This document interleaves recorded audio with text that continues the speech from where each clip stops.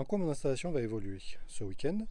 Donc là, ce qu'on voit, c'est justement ma ligne, enfin les composants qui sont sur ma ligne de production photovoltaïque. Donc en gros, j'ai 14 panneaux qui sont installés sur une seule ligne, mais groupant un certain nombre de matériel de différentes versions et différentes générations. Donc si on s'approche un peu, j'en ai mis deux, mais en fait là c'est les mêmes, mais moi j'ai deux versions différentes des M215. Donc la version 1 et la version 2. Ensuite, j'ai des IQ7 Plus et des IQ7 normaux. Euh, ça fonctionne même plutôt bien dans l'ensemble, sauf que j'ai remarqué que ceux-là ne se pilotaient pas aussi bien que les versions modernes. C'est-à-dire typiquement, lorsqu'on met les profils en autoconsommation, c'est-à-dire avec zéro injection, ceux-ci se brident bien, ceux-là ne sont pas bridés. Donc ils envoient plein pot et ils produisent tout ce qu'ils peuvent. Par contre, ils n'en ont rien à faire de ce que vous mettez comme paramétrage des profils. Est-ce que c'était un bug ou est-ce que c'est vraiment que simplement c'est l'ancienne génération qui ne supporte pas forcément le bridage parfaitement? Je ne sais pas. Moi, ça ne m'a pas dérangé parce que du coup, c'était les autres qui étaient à peu près au même nombre qui ont fait l'équilibrage et permis justement d'avoir un zéro injection. Mais si vous avez une installation où justement vous avez plus de 215 que l'IQ7, ça veut dire que les 215 vont envoyer plein de patates et les IQ7 vont se mettre à quasiment ne rien produire.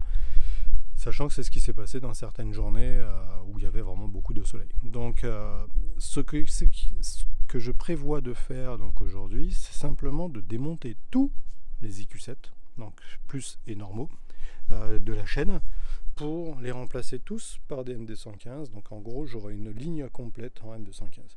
Donc j'en ai 12 qui sont dans un carton qui attendent pour être montés. Et donc je vais démonter tous les panneaux qui sont sur cette chaîne, donc les 9 panneaux qui ont justement des IQ7. Donc je vais démonter les 9 panneaux qui correspondent justement aux IQ7. Il y en a déjà un qui est démonté, donc il m'en reste 8 à démonter pour justement les remplacer tous par des M215 pour avoir une ligne unique avec une seule catégorie de matériel. Ne vous inquiétez pas, les IQ7 seront remontés ailleurs. Le principe, c'est justement de récupérer 9 panneaux pour en faire un carré de 3 par 3 en IQ7 et IQ7 Plus qui seront sur un autre pan du toit. Donc ça, c'est prévu déjà.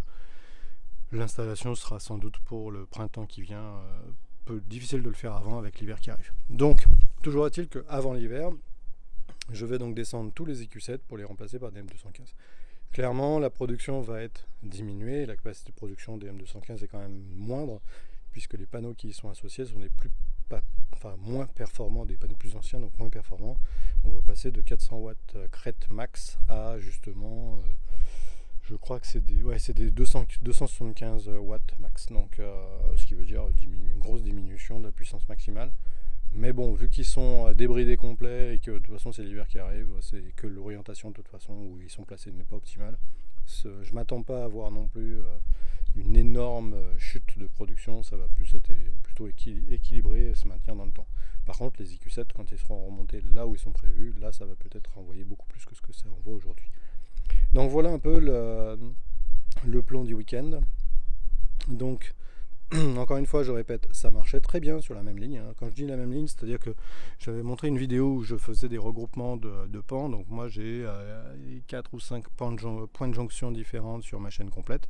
Donc du coup, ça fonctionne. Maintenant, le fait que ce soit des générations différentes au niveau du contrôle, c'est pas la meilleure option. Donc maintenant qu'ils sont débridés, c'est vrai que c'est moins visible, mais quand ils étaient bridés en no-injection, là justement c'était clairement visible, il y avait vraiment une différence entre les deux comportements de matériel.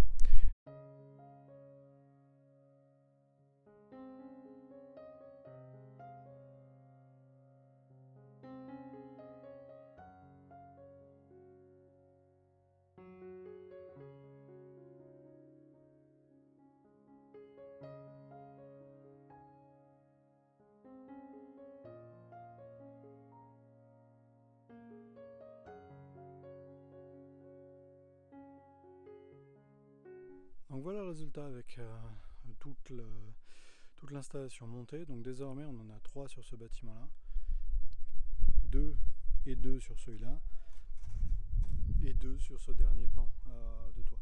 Donc ça fait 6, 9 panneaux. Dans ce sens là, sachant qu'on est plutôt bien orienté dans l'ensemble, et surtout j'ai finalement enlevé les 2 panneaux qui étaient en travers ici, parce que finalement ça faisait de l'ombre portée, donc c'est pas forcément très efficace. Donc du coup je préfère densifier ça, donc du coup au lieu d'avoir un qui était en horizontal, maintenant il y en a 2 qui sont passés ici.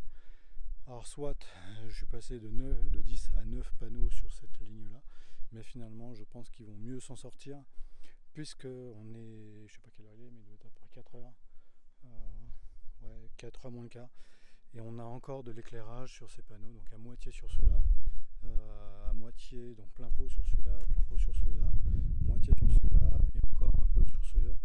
Donc ils vont être quand même mieux optimisés pour justement cette partie hivernale qui s'annonce, où l'inclinaison qu'on voit ici du soleil est beaucoup plus basse. Donc du coup le soleil change en fait au fur et à mesure, et donc du coup il est mieux optimisé pour avoir le maximum de captation.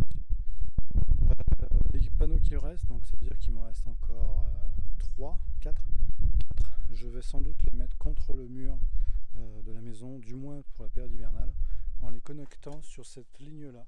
Donc d'ailleurs on voit le connecteur rapide qui se trouve ici. Donc du coup je vais me connecter à reprendre ce connecteur rapide pour ajouter 4 panneaux, donc ils vont être mis juste sur le côté de la maison là où voilà. Nouvelle extension en cours de montage, donc c'est simplement de réutiliser le stock qui me reste de 3 panneaux donc d'ancienne génération avec des M215 qui vont rejoindre la ligne donc à travers cette qui est là. Donc j'ai un connecteur, comme j'avais expliqué, un connecteur rapide qui se trouve voilà. Donc je vais simplement reprendre ce connecteur pour faire la chaîne de 4 qui vont rejoindre donc ces 4 panneaux qui seront orientés pour l'hiver. Ce montage là est vraiment posé au sol avec simplement des patins un peu mode à l'arrache, mais le principe c'est vraiment que pour l'hiver. Une fois l'hiver passé, ils seront remballés, remis dans le stock, remis en stock, en attendant un montage plus pérenne qui arrivera plus tard. Donc en termes de matériel, ce qu'on voit là, donc c'est toujours les mêmes panneaux, donc les M215, avec donc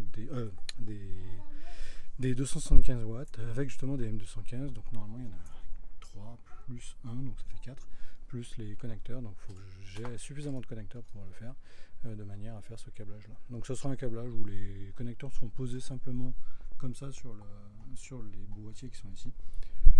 Et à la fin, on aura donc une extension de la chaîne, donc avec 4 panneaux supplémentaires de 200 watts. Donc comme vous voyez, là on est à tombée de soleil, enfin tombée de la nuit. Le montage est terminé. Donc on a les 4 panneaux qui ont été montés avec les derniers M215. Clairement c'est temporaire, c'est pas la peine de juger quoi que ce soit. Le seul intérêt, c'est qu'au sol ce soit pas au contact des pierres. Donc c'est pour ça que j'ai mis des espèces de patins, et que sur le haut j'ai mis c'est pas des joints, c'est quelque chose qui permet d'isoler pour pas marquer le mur. Donc du coup tout est comme ça, monté simplement, et en fait derrière on retrouve directement les micro-onduleurs qui sont posés directement au sol, donc là au sol ou sur les boîtes, etc., connectés sur leur chaîne et avec des connecteurs rapides, ce qu'on voit ici. Donc ça c'est des connecteurs rapides pour emmener rejoindre la chaîne avec les autres. Donc voilà cette technique, et le câble, si on le suit, il monte simplement ici, va sur le toit, et en fait c'est sur ce toit là qu'on aura les 2 connecteurs en fait pour rejoindre le groupe de ces 3 panneaux. Donc voilà la technique. Ça c'est une solution qui peut être intéressante pour vous quand vous voulez faire du temporaire pour une saison, ou pour compenser là typiquement compenser le déficit de lumière qu'on va avoir avec l'hiver. Donc du coup en fait cette orientation là permet, comme vous le voyez, de récupérer un peu d'énergie le soir, donc l'après-midi et le soir. Donc ça devrait être plus intéressant pour ajouter la chaîne. Donc là désormais on a sur ce groupe donc uniquement les mêmes panneaux, ce sont que les 275, uniquement des M215, et on en a 4 ici, 3 ça fait 7, plus 6, donc on est à 13 plus 3 ça fait 16, plus 1 ça fait 17. Donc on a 17 panneaux de ce groupe là qui vont nous permettre de pouvoir tenir. À terme, les 9 panneaux plus récents seront montés sur une autre chaîne dédiée qui, elles, seront sur le toit une partie du toit de la maison. Voilà. Donc voilà la nouvelle extension temporaire, celle-ci, qui est maintenant en production.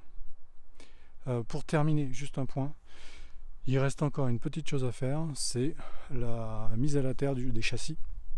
Donc vous voyez ici, on a les châssis en alu, donc il faut absolument qu'ils soient tous rejoints avec un câble de terre, donc un câble de 6 carrés. Donc je vais le faire mercredi, et ce câble là va rejoindre la structure dans laquelle j'ai déjà le câble de terre qui est un 6 carrés général, qui rejoint toutes les structures. Donc du coup je vais juste faire, encore une fois en temporaire, chaque panneau va être rejoint par un petit câble de 6 carrés, il y en aura un plus grand qui ira se mettre sur la structure métal par là-haut, donc de manière d'être au moins sécurisé.